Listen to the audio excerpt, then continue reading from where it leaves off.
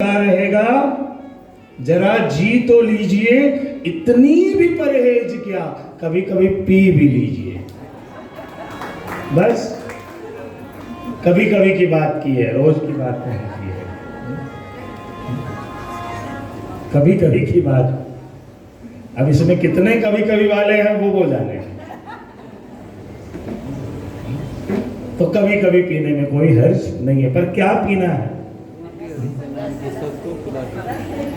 तव कथामृतम् तप्त जीवनम् कविभिरीडितम्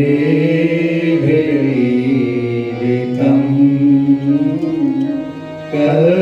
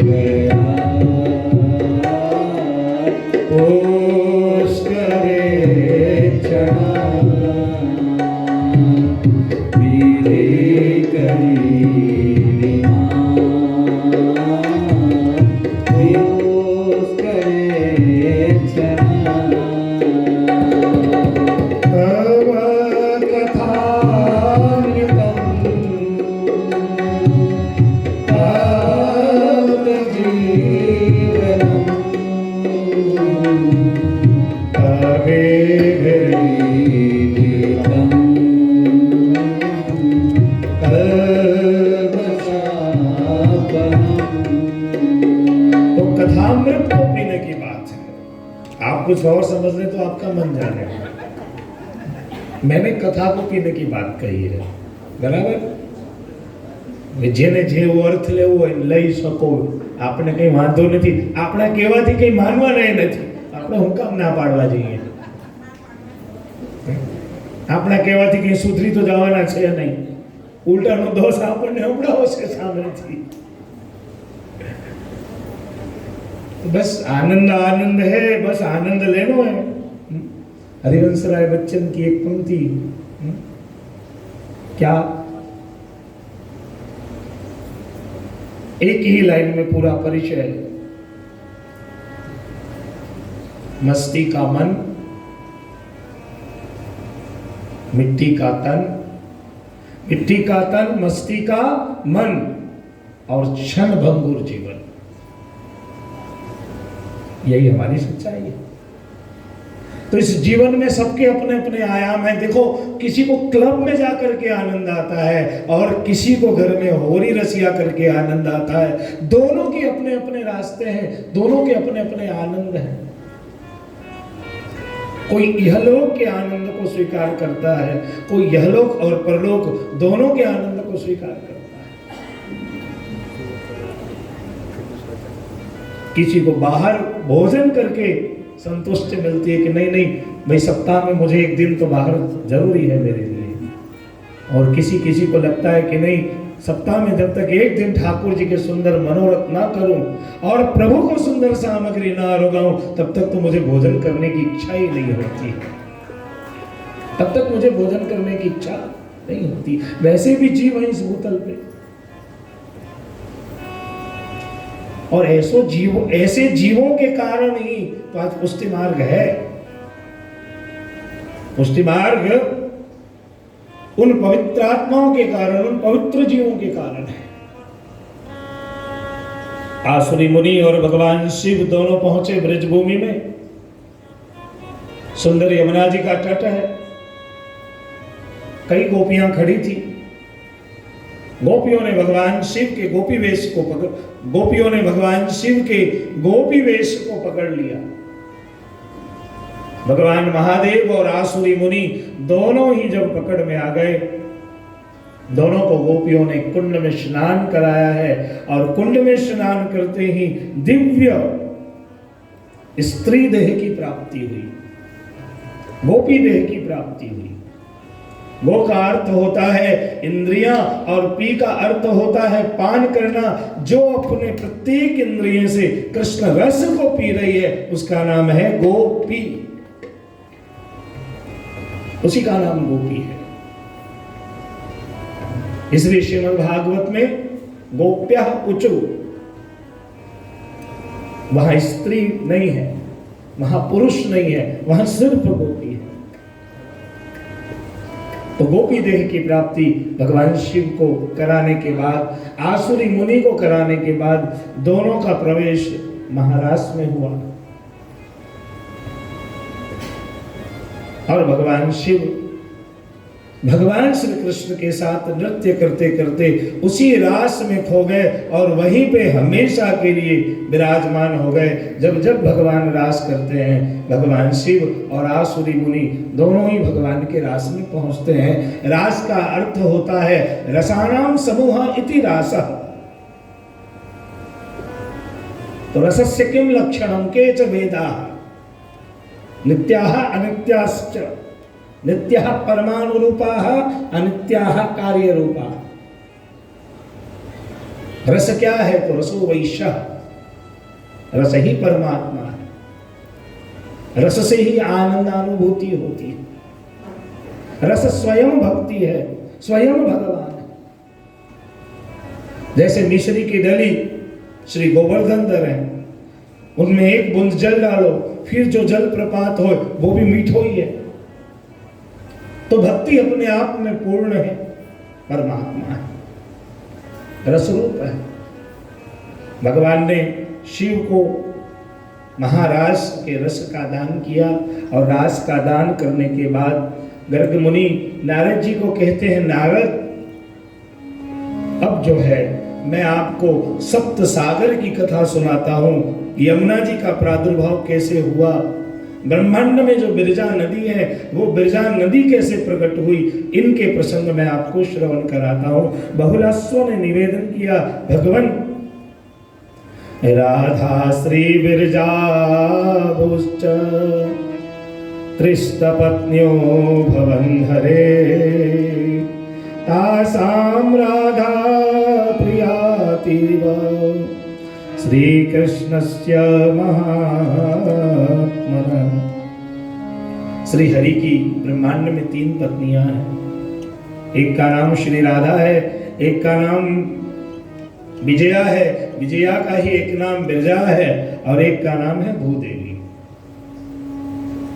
तीनों श्री हरि की पत्नी हैं। तीनों ही भगवान को बहुत प्रिय है।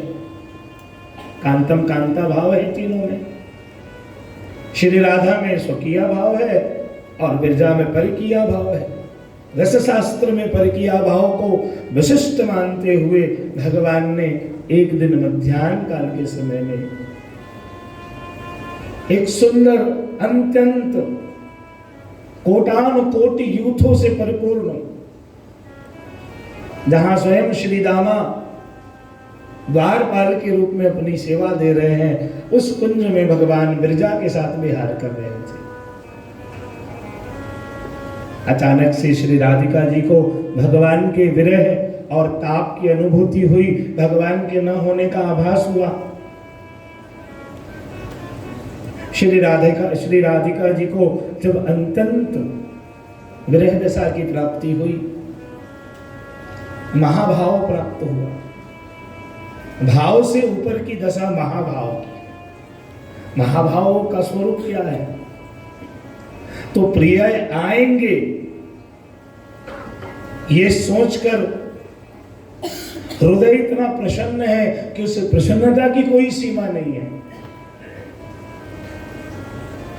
उस प्रसन्नता में इतना रस है, उस प्रसन्नता में इतना भोग है जिसकी कोई सीमा नहीं है। और अब प्रिय आ गए, सामने विराजमान है। प्रतिपल प्रतिक्षण जिसकी प्रतीक्षा थी वो घड़ी जब आई, जब सामने नंदनंदन उपस्थित हुए, तब ऐसा लग रहा है जाने के बाद हमारी दशा क्या होगी। और जाने की चिंता में उपस्थित स्वरूप का भोग न कर पाना महाभाव की अवस्था है, महाभाव की प्राप्ति है। और वो दान सिर्फ स्वामिनी जी को हुआ है, जहां देह इंद्रिय प्राण आदि गौण होकर के सिर्फ भावात्मक प्रेम ही सर्वश्रेष्ठ है। उस समय ऐसा लग रहा है कि अब थोड़े ही समय के बाद चले भी जाएंगे। अपन ठाकुर जी के चरणारविंद में नुपुर धराव है। तो जब प्रातः काल प्रभु को जगाते हैं, तब जैसे ही हाथ में लेते हैं, अपन हथेली में लेते हैं, हृदय से लगाते हैं, कितना अद्भुत स्वरूप होता है उस समय। जन्माष्टमी के समान भाव है। रात भर प्रतीक्षा करने के बाद अभी अभी नंदनंदन जगे हैं, प्रभु के स्वरूप को देखते ही हृदय में इतना रोमांच उत्पन्न होता है, जैसे किसी स्त्री के बच्चे का जन्म हो और बच्चे को सुबह सुबह सोती हुई छोड़ करके जब वो घर काम में लग जाती हैं और रुदन करने के बाद जब वो दौड़ कर आती हैं और बच्चे को छूती हैं, स्पर्श करती हैं, हृदय से लगाती हैं, और उस समय जो एक रोमांच का भाव उत्पन्न होता है, वो ध्यान से जल्दी देखती भी नहीं है कहीं नजर न लग जाए लल्ला को। वो जो वात्सल्य भाव उनके भीतर उत्पन्न होता है,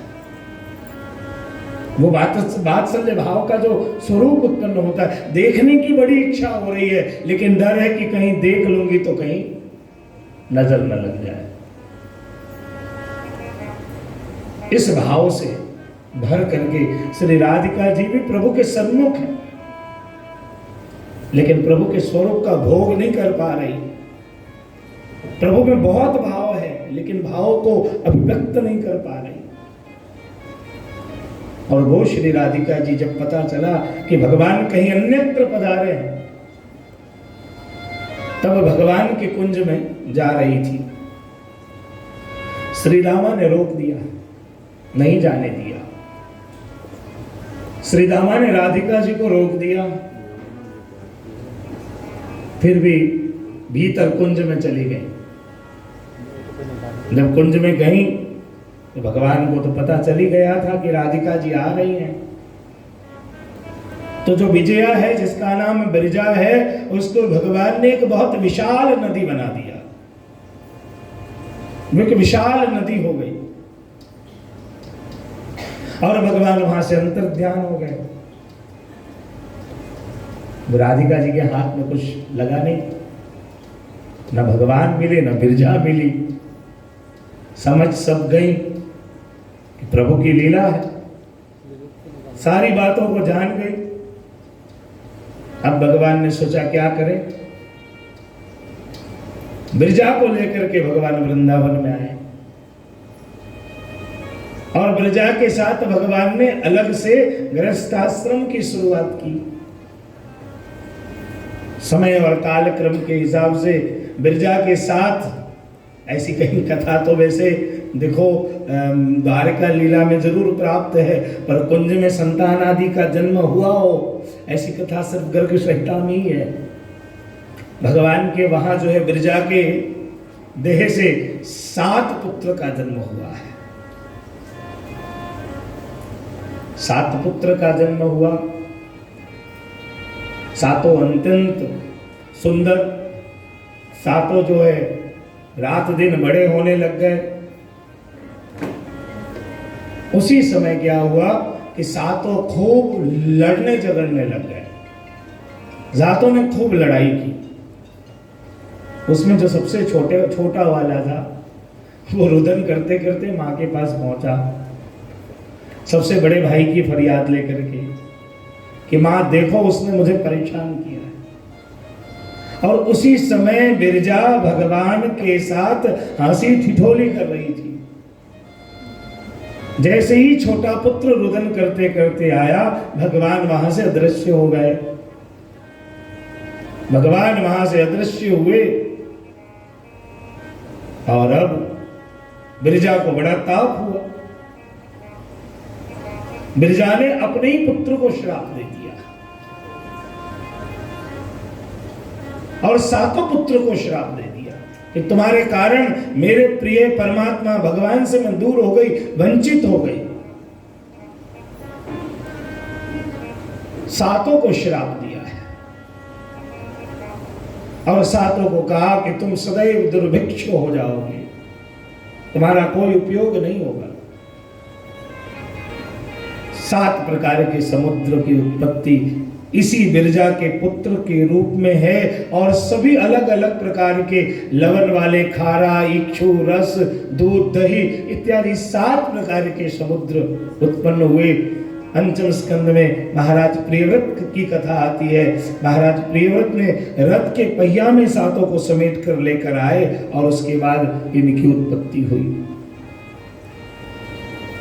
7 महासागरों की उत्पत्ति हुई। उसके बाद राधिका जी को पूरी जानकारी हुई। अब राधिका जी आई। राधिका जी ने श्रीदामा को श्राप दिया। वही बाद में शंखचूड़ नामक असुर हुआ है जो रास में से गोपियों को उठा कर ले जा रहा था। तो श्रीदामा ने भी राधा जी को श्राप दिया कि तुमने मुझे प्रभु से दूर किया है, तो मैं भी तुम्हें श्राप देता हूं कि तुमको भी प्रभु का खूब वियोग होगा, तुम भी प्रभु से दूर रह करके प्रभु के बगैर खूब रुदन करोगी।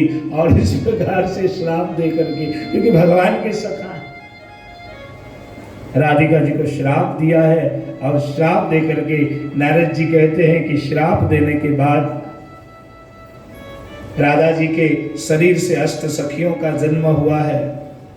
कुंज निकुंज की सखियां सब ब्रज में प्रकटी हैं और यहाँ गर्ग संहिता में श्री गिरिराज जी का खंड प्रारंभ होता है।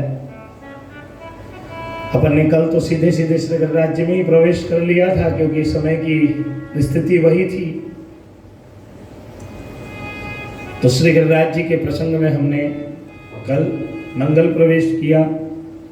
श्रीमद् भागवत में इस लीला को मख कहा है, मख लीला।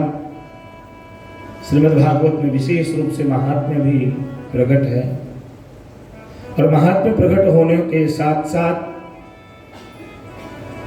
कथा इस प्रकार से आती है कि महाराज द्रोण पर्वत के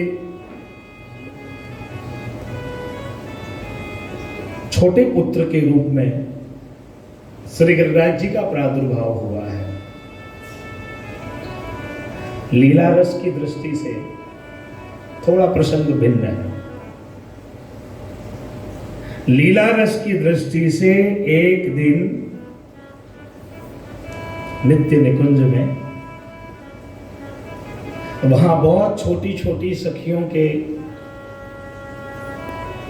मनोरथ थे कि आज प्रभु हमारे कुंज में पधारे और हमारे साथ रास करें। बहुत ध्यान से सुनिए। बहुत छोटी छोटी उम्र की सखियां थी। नींद आ रही है? नहीं, कोई बात नहीं। आए तो झपकी लेने में कोई पाप, क्योंकि कथा में जब तक नींद नहीं आती तब तक कथा परिपूर्ण नहीं होती। आप नींद लो, लेकिन जब जल्दी चाहिए। और क्योंकि मैं भजन तो लूंगा 1-1.5 घंटे पे, मैं सोचता हूँ कि भाई 3 घंटे की कथा ही होती है, उसमें 20-20, 15-15 मिनट पे अगर अपन ने भजन ही ले लिए तो फिर तो कथा हो ही नहीं पाती है। और जो सब जगह चल रहा है उससे हमें अलग चलना है। पृथक शरण मार्गोपा द्वेष्टा श्री कृष्ण हार्दवे। पूरी दुनिया जिस लाइन में जा रही है उस लाइन को छोड़ करके हमें हमारे आध्यात्म को पकड़ना है। अब महाराज क्या हुआ कि छोटी छोटी सखियां कुंज सिद्ध कर रही थी और बड़ी बड़ी जो गोपियां थी वो श्रृंगार कर रही थी। संध्या काल के समय प्रभु आए। प्रभु ने देखा कि बहुत दिनों से जो प्रौढ़ गोपी है, जो रस मार्ग को जानने वाली गोपी है, वो तो कुंज में कोई सेवा करती ही नहीं है। उनका काम तो बस श्रृंगार करके रास में आना रह गया है। अब देखो, ब्रिज की कथा बड़ी अद्भुत है। हमारी ये जो ऑर्गन पे बैठे हैं भैया गिरिराज जी के ही हैं, जतिपुरा के ही हैं। अभी दिसंबर में जब कथा थी चेन्नई में, जब आए थे यहाँ पे, तो आज दोपहर में हमारी चर्चा चल रही थी ऊपर कमरे में। तो संजीवन जी ने इनको पूछा कि तुम तो ब्रिज में रहते हो, बताओ गिरिराज जी के कौन से अंग में किस तीर्थ का निवास है? भैया ठहरा ब्रिजवासी। देखो, ब्राह्मण का गुरु सन्यासी, और सन्यासी का कौन? हाँ, ब्रिजवासी। अब क्या हुआ, एक बार इसने यूं आंख किया ज्ञानियों की तरह और बोला, भैया गिरिराज जी के तो अंग अंग में तीर्थ है। मैंने कहा कि गोल मटोल क्यों जवाब दियो, वाने जो पूछी है वो कहो। इसने तो भी मालूम तो है नहीं, गोल मटोल जवाब दिया कि अंग अंग में तीर्थ है गिरिराज जी के। मैंने बोला कौन कौन से तीर्थ कहाँ है, कछु तो बताओ। बोले अंग अंग में है, एक एक शिला में तीर्थ है। मैंने बोला ऐसे तो लाखन शिला। फिर मुझे एक बात याद आ गई। एक बार हमारे गुरुदेव मथुरा पधारे थे ब्रज यात्रा करने के लिए, और चौबे जी आए संकल्प कराने के लिए, और बनारस के पंडित जी भी थे साथ में। तो चौबे जी संकल्प भूल गए। भैया जो है चक छान करके मतलब मस्ती में थे चौबे जी। नैनन में कजरा वजरा लगाए के, चंदन वंदन पूरे सिर में मांड के, पगड़ी वगड़ी बांध के, जय जमुना मैया की, जय जमुना मैया की संकल्प कराते कराते संकल्प भूल गए। शुक्ल पक्ष चल रहा था, बोला कृष्ण पक्ष अस्तम्याम तिथौ माथुर मंडले यमुना तटे। तो बनारस वाले पंडित जी ने बीच में टोक दी। बोले महाराज गलती बोल रहे हो। बोले कहा गलती भयो? बोले शुक्ल पक्ष है, आपने कृष्ण पक्ष बोला। बोले आप बोलियो मत, खबरदार, हमारे ब्रज में हमेशा कृष्ण पक्ष ही होवे, कृष्ण के सिवाय कुछ होवे ही नहीं। पंडित जी की बोलती बंद है गई। बनारस को पिंडा फैलेगो। बोले हमारे यहाँ कृष्ण ही होता है, शुक्ल होता ही नहीं है। शुक्ल पक्ष में भी आओगे तो कृष्ण पक्ष ही बोलूंगा। मैंने बोला वही हाल तुलसी वल्लभ ने किए कि भाई एक एक शिला में एक एक तीर्थ है, जाओ गिनो। तो ब्रज में जितनी शिला इतने तीर्थ हैं। अब यहाँ प्रसंग ये है कि वो छोटी छोटी जो गोपी है वो तो खूब परिश्रम लेकर के ठाकुर जी के लिए कुंज सिद्ध करती हैं, और वो बड़ी वाली जो गोपी हैं, बड़ी बड़ी जो गोपी हैं, वो तो भैया तैयार हुए नहीं रह जाती हैं। संध्या काल का समय था, श्री ठाकुर जी गौचारण करके पधारे। ठाकुर जी ने देखी कि बाकी की जो बड़ी सखियां हैं अपने अपने कुंज में श्रृंगार कर रही हैं, और वो बेचारी छोटी छोटी उम्र की गोपियां सब इतने थक करके, परिश्रम लेकर के, परेशान होकर के प्रभु को सुख देने के लिए कुंज सिद्ध कर रही है। ठाकुर जी ने न स्वामी जी को बुलाया, न चंद्रावली जी को, और सबके निकुंज के द्वार को बंद करके भगवान उन छोटी छोटी सखियों को लेकर के सीधे रास मंडल में पधारे। और रास मंडल में प्रभु ने वेणुनाद करना प्रारंभ किया है। जब भगवान वेणुनाद करने लग गए तो भगवान पिता रात्रि शरदोत्फुल्ल मल्लिका वीक्षरन्तुं मनश्चक्रे योगमायामुपाश्रितम्।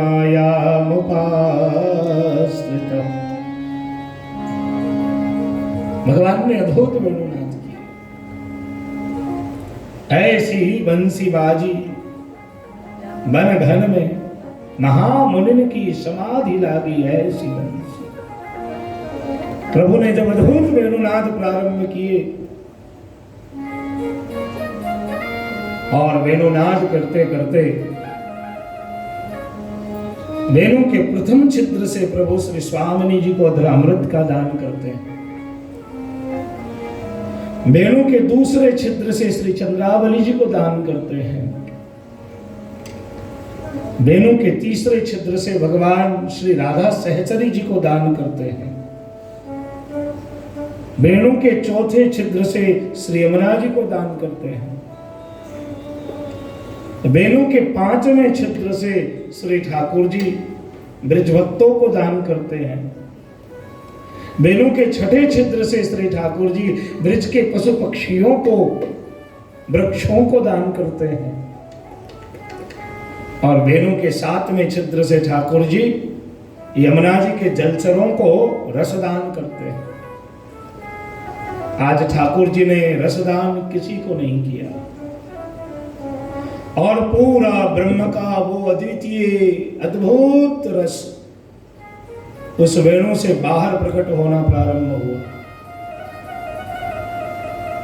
गोपियां नृत्य कर रही हैं, श्रृंगार कर चुकी गोपियां आवाज दे रही हैं, खोलो, हमें बाहर आना है, कन्हैया के रास में आना है। और अंततः भगवान ने किसी के दरवाजे न खुलवाए। महाराज का वो आलम प्रकट हुआ, इतना रस प्रकट हुआ कि भगवान भी उस रस में डूबने लग गए। पूरा कुंज डूब गया। पूरे कुंज का वैभव, वहां की सामग्री, वहां के रत्न उपरत्न, रास के सारे श्रृंगार जल में, रस के सागर में तैरने लग गए। पूरा ओतप्रोत हो गया। यमुना जी को लगा कि अब जो अगर प्रभु ने वेणुनाद बंद नहीं किए तो पूरी जो लीला सृष्टि है ठाकुर जी की, उसमें प्रलय ला देंगे भगवान।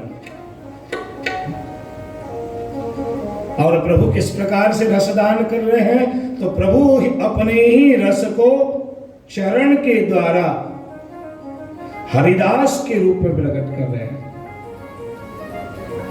मतलब श्री हरि ने ही अपने स्वरूप को दास के रूप में प्रस्तुत किया है।